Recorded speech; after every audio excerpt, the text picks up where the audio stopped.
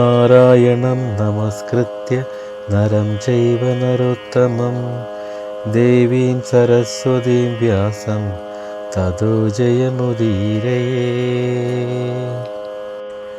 രാജ്യവും ഭോഗങ്ങളും സുഖങ്ങളും ഞങ്ങളാൽ ആർക്കു വേണ്ടി ഇച്ഛിക്കപ്പെടുന്നുവോ അങ്ങനെയുള്ളവരായ ഗുരുക്കന്മാർ, പിതാക്കന്മാർ, പുത്രന്മാർ, അപ്രകാരം തന്നെ മുത്തച്ഛന്മാർ, അമ്മാമന്മാർ, ഭാര്യാപിതാക്കന്മാർ, പൗത്രന്മാർ, ഭാര്യ സഹോദരന്മാർ, അപ്രകാരം തന്നെ ബന്ധുക്കൾ എല്ലാവരും പ്രാണനെയും ധനത്തെയും ഉപേക്ഷിച്ച് യുദ്ധക്കളത്തിൽ വന്നു നിൽക്കുന്നു. ഭഗവത്ഗീത അർജുന വിഷാദയോഗം ശ്ലോകം 35. ഏതാൻ ന ഹന്തു ഇച്ഛാമി ഏതാൻ ന ഹന്തുമിച്ഛാമി ഘ്നതോ അഭി മധുസൂദന ഘ്നതോപി മധുസൂദന അഭി ത്രൈലോക്യരാജ്യസ്യ അഭി ത്രൈലോക്യരാജ്യസ്യ ഹേതോഹ കിംനു മഹീകൃതേ ഹേതോ കിംനു മഹീകൃതേ. ഇനി നമുക്ക് ഈ ശ്ലോകത്തിൻ്റെ വാക്യാർത്ഥവും സന്ദർഭവും നോക്കാം.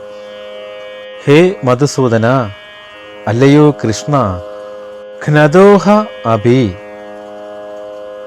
ഘ്നതോഹ അഭി കൊല്ലുന്നവരാണെങ്കിലും, ആരെ, അതായത് എന്നെ കൊല്ലുന്നവരാണെങ്കിലും, എന്നെ കൊല്ലുന്നവരാണെങ്കിലും, എതിർ ചേരിയിൽ നിൽക്കുന്നവരെന്നെ കൊല്ലുന്നവരാണെങ്കിലും, അല്ലയോ കൃഷ്ണ, ഘ്നതോ അഭി ഏതാൻ ഇവരെ, ഈ ശത്രുപക്ഷത്തുള്ളവരെ, ത്രൈലോക്യരാജ്യസ്യ 3 ലോകത്തിലെ രാജാധിപത്യത്തിന് അർഹരാണെങ്കിലും.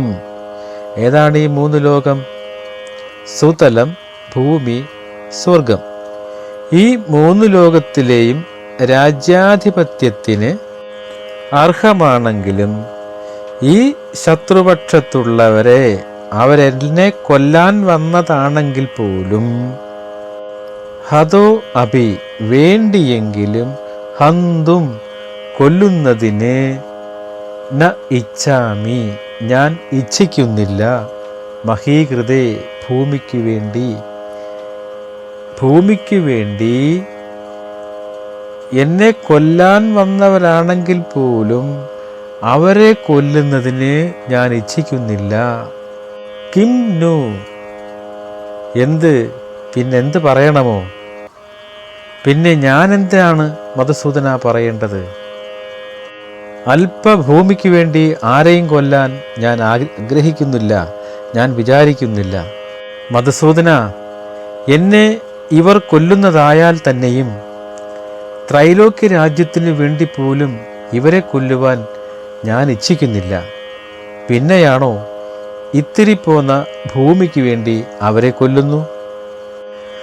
നീ അവരെ കൊല്ലുന്നില്ലെങ്കിൽ നിന്നെ അവർ കൊല്ലും. അതുകൊണ്ട് നീ അവരെ കൊന്ന് രാജ്യം ഭരിക്കുന്നതല്ലേ നല്ലതെന്നും ശ്രേയസ്കരമെന്നും ശങ്കയ്ക്ക് സമാധാനം പറയുന്നത് പോലെയാണ് എന്നെ അവർ സംഹരിക്കുന്നതായാലും ഞാൻ അവരെ സംഹരിക്കുവാൻ മനസ്സിൽ വിചാരിക്കുക പോലും ചെയ്യുന്നില്ല എന്ന്.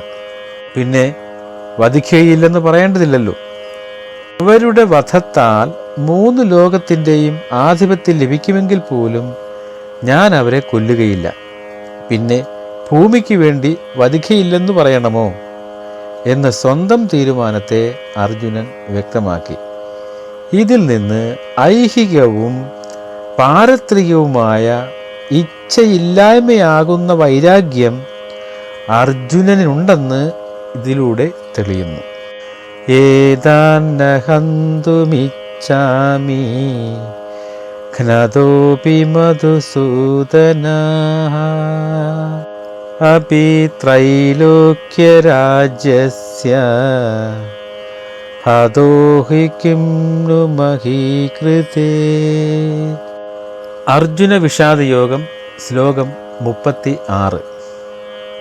നിഹത്യ ധാർത്തരാഷ്ട്രാൻ നഹ നിഹത്യ ധാർത്തരാഷ്ട്രാൻ നഹ കാ പ്രീതിഹി സ്യ ജനാർദ്ദന പാപമേവാശ്രയേദസ്മാൻ പാപം ഏവം ആശ്രയം അസ്മാൻ പാപമേവാശ്രയേദസ്മാൻ ഹത്വൈത്താൻ ആതതായിനഃ.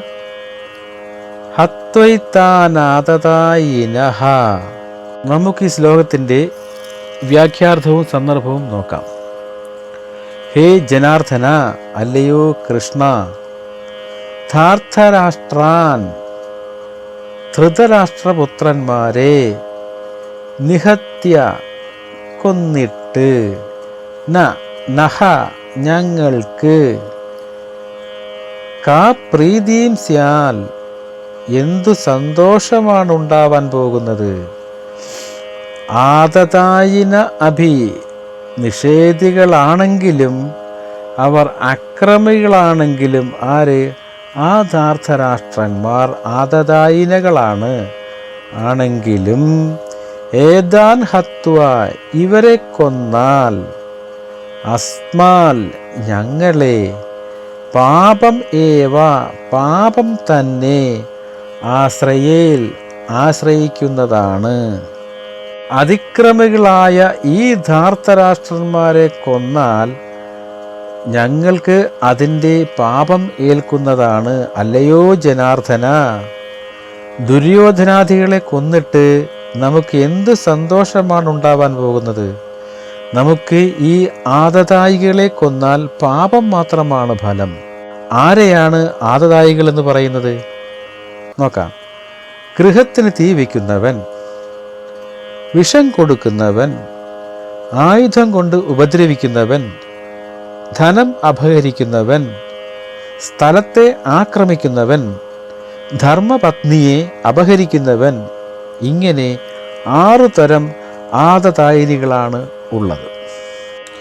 എന്നാൽ ആചാര്യാദി ഗുരുക്കന്മാരെ വധിക്കാതെ പല വിധത്തിൽ പല സമയത്ത് മഹോദ്രവം ചെയ്തിട്ടുള്ള ദുര്യോധനാദികൾ വധാർഹരാണല്ലോ.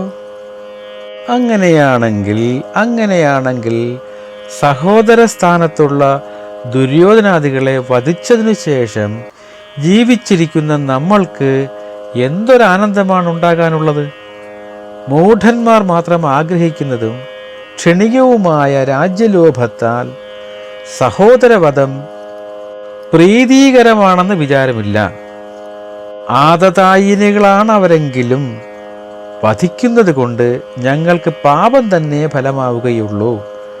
അഥവാ അവർ വധാർഹന്മാരാണെങ്കിൽ പ്രളയകാലത്തിൽ സർവരെയും ഹനിച്ചാലും പാപബോധമില്ലാത്ത ഭവാൻ തന്നെ വധിച്ചുകൊള്ളുക എന്നാണ് ജനാർദ്ദന എന്ന സംബോധനയിൽ ഉൾക്കൊണ്ടിരിക്കുന്നത്. നിഹത്യാധാർത്ഥരാഷ്ട്രാന്നഃ കാ പ്രീതി സ്യാ ജനാർദ്ദന പാപമേവാശ്രയേദസ്മാൻ ഹത്വൈതാനാതതായിനഃ. അർജുന വിഷാദയോഗം ശ്ലോകം 37. തസ്മാൻ അർഹാ വയം ഹന്തും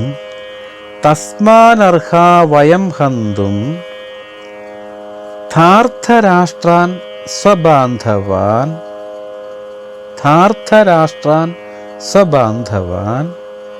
സ്വജനം ഹി കഥം ഹത്വാ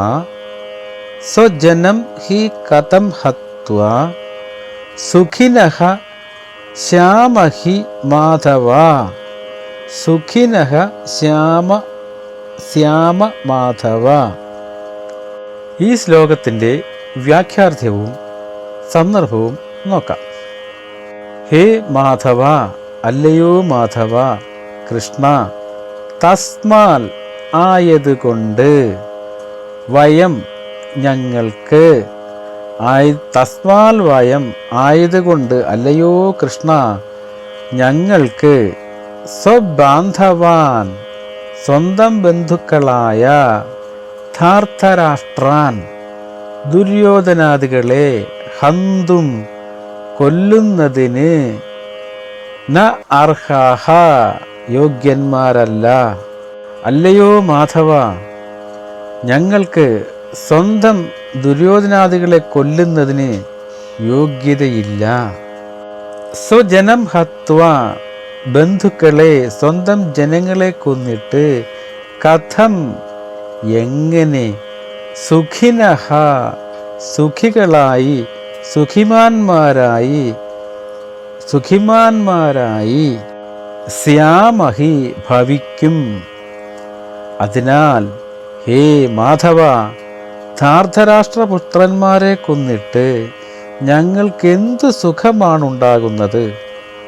ക്രൂരന്മാരാണെങ്കിലും വധിക്കപ്പെടേണ്ടവരാണെങ്കിലും അവരെ കൊന്നിട്ട് എങ്ങനെയാണ് സുഖം അനുഭവിക്കുന്നത്?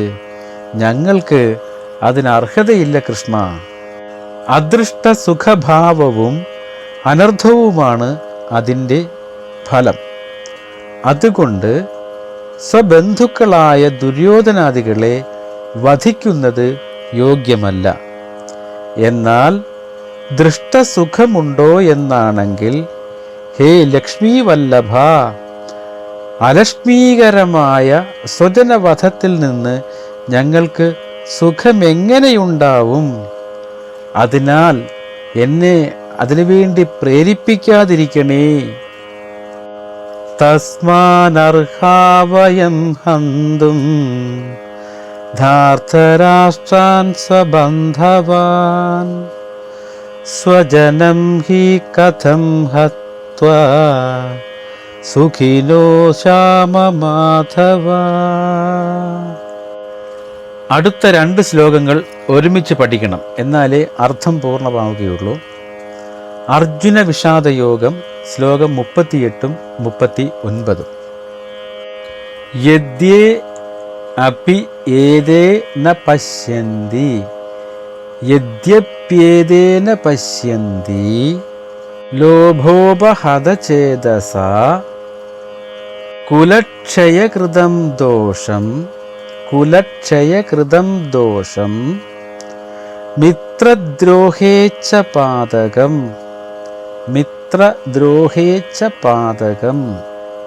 കഥം ന ജ്ഞേയമസ്മാഭിഃ പാപം അസ്മാൻ നിവർത്തിതം പാപാദസ്മാൻ കുലക്ഷയകൃതം ദോഷം പ്രപശ്യഭിഃ ജനാർദ്ദന.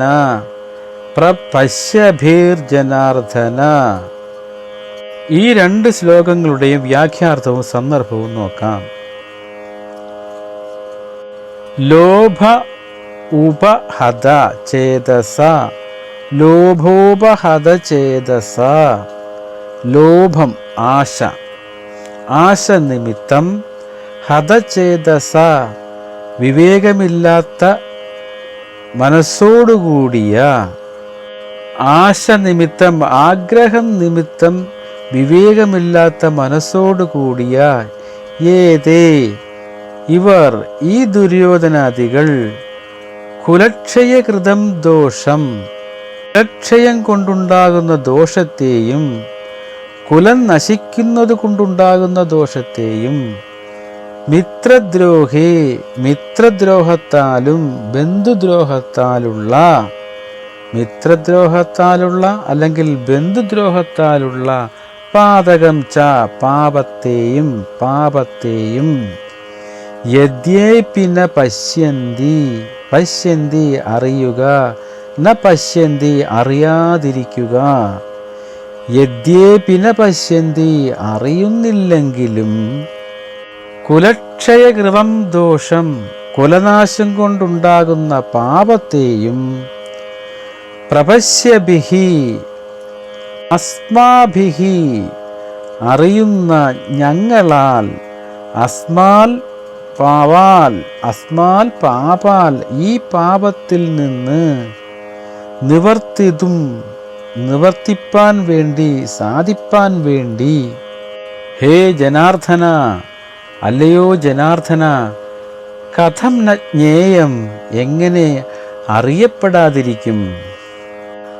ആശ കൊണ്ട് വിവേകശൂന്യമായ മനസ്സോടുകൂടിയ ദുര്യോധനാദികൾ കുലക്ഷയം കൊണ്ടുണ്ടാകുന്ന ദോഷത്തെയും ബന്ധുദ്രോഹത്താലുള്ള പാപത്തെയും അറിയുന്നില്ലെങ്കിലും കുലക്ഷയം കൊണ്ടുണ്ടാകുന്ന ദോഷത്തെ അറിയുന്ന ഞങ്ങൾ ഈ പാപത്തിൽ നിന്ന് നിവർത്തിക്കുവാനുള്ള മാർഗത്തെ ഹേ ജനാർദ്ദന എങ്ങനെ ആലോചിക്കാതിരിക്കും? ശത്രുക്കൾ എന്തുകൊണ്ട് ദോഷപ്രവൃത്തിയിൽ ഏർപ്പെട്ടിരിക്കുന്നുവെന്ന ചോദ്യത്തിന് സമാധാനം പറയുകയാണ് ഇവിടെ. രാജ്യ ധനാദി ലോഭം കാരണം വിചാരശൂന്യന്മാരായ എതിർകക്ഷിയിലുള്ളവർ കുലനാശം വരുത്തുന്നത് കൊണ്ട് സംഭവിക്കാവുന്ന ദോഷത്തെയും മിത്രദ്രോഹം നിമിത്തമുണ്ടാകുന്ന പാപത്തെയും കാണുന്നില്ല. നമ്മളും അതേവിധം പ്രവർത്തിക്കുന്നത് ന്യായമല്ല. ഭീഷ്മദ്രോണാദികൾ ശിഷ്ടന്മാരല്ലയോ? അവരുടെ പ്രവൃത്തിയെ ശിഷ്ടാചാരം എന്ന നിലയിൽ പ്രമാണമാക്കുന്നതോ എന്ന ചോദ്യത്തിന് ലോഭമെന്ന ദോഷത്താൽ ദുഷ്ടമായതിനെ സദാചാരമായി സ്വീകരിച്ചുകൂടാ എന്ന സമാധാനമാണ് അർജുനൻ കാണുന്നത്. ധാർത്തരാഷ്ട്രന്മാർ ലോഭം നിമിത്തം പ്രവർത്തിക്കുന്നത് ദോഷമാണെങ്കിൽ യുദ്ധത്തിൽ നിന്ന് പിന്മാറുന്നത് നിങ്ങൾക്ക് ദോഷമാണ്. അവർ നിങ്ങളെ യുദ്ധത്തിന് വിളിക്കുന്നു.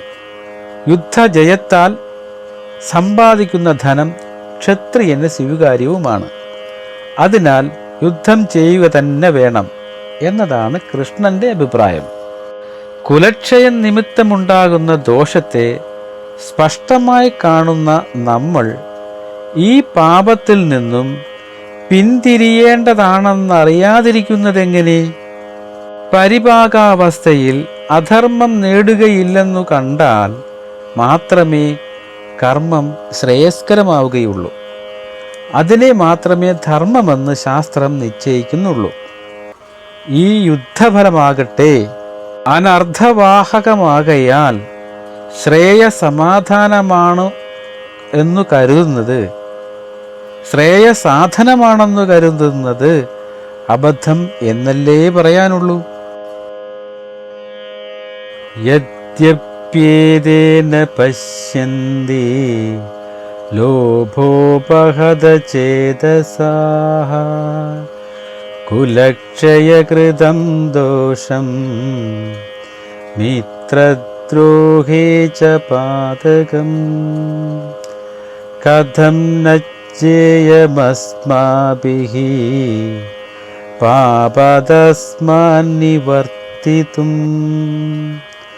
കുലക്ഷയകൃതം ദോഷം പ്രപശ്യദ്ഭിർജനാർദ്ദന.